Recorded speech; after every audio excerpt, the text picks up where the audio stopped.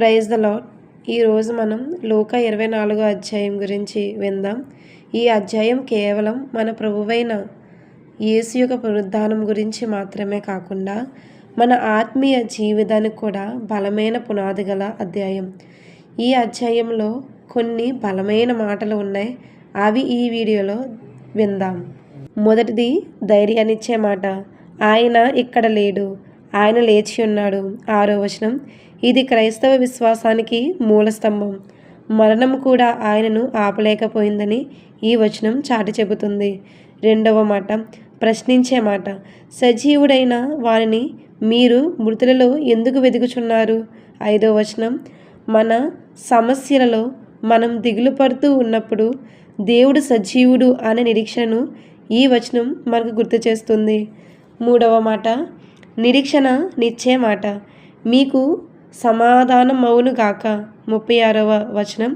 శిష్యులు భయపడుతూ ఉన్నప్పుడు యేసు వారికి ఇచ్చిన మొదటి మాట ఇది. వాగ్దానపు మాట. ఇదిగో నా తండ్రి వాగ్దానం చేసినది మీ మీదకి పంపుచున్నాను. పైనుండి శక్తి పొందు వరకు పట్టణములో నిలిచియుండుడి. 49వ వచనం. ఇది పరిశుద్ధాత్మ శక్తి కోసం ఎదురు చూడమని ఇచ్చే గొప్ప వాగ్దానం.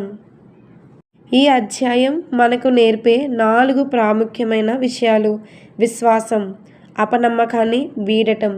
యేసు తిరిగి లేస్తాడని ముందుగానే చెప్పినప్పటికీ శిష్యులు మొదట నమ్మలేదు. మనం నేర్చుకోవాల్సిన పాఠం ఏమిటంటే దేవుని మాట మీద నమ్మకం ఉంచాలి, పరిస్థితుల మీద కాదు. అసాధ్యమనిపించే విషయాలను దేవుడు సుసాధ్యం చేస్తాడు. వాక్యం ద్వారా వెలుగు. ఎమ్మాయు మార్గంలో శిష్యులు యేసును గుర్తుపట్టలేకపోయారు, కానీ ఆయన లేఖనాలను అనగా వాక్యాన్ని వివరించినప్పుడు వారి హృదయాలు మండాయి. మన జీవితంలో గందరగోళం ఉన్నప్పుడు పరిష్కారం వాక్యంలోనే దొరుకుతుందని ఇది మనకు నేర్పుతుంది. సజీవుడైన దేవునితో సహవాసం. యేసు ఆత్మగా మాత్రమే కాదు, శరీరధారిగా ప్రత్యక్షమై వారితో కలిసి భోజనం చేశారు.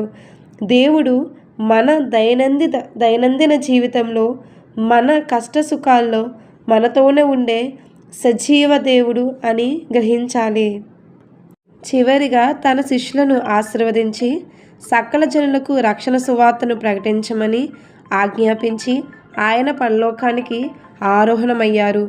ఆయన మరణం ఒక ముగింపు కాదు, ఇది మన నిత్య జీవానికి ఒక గొప్ప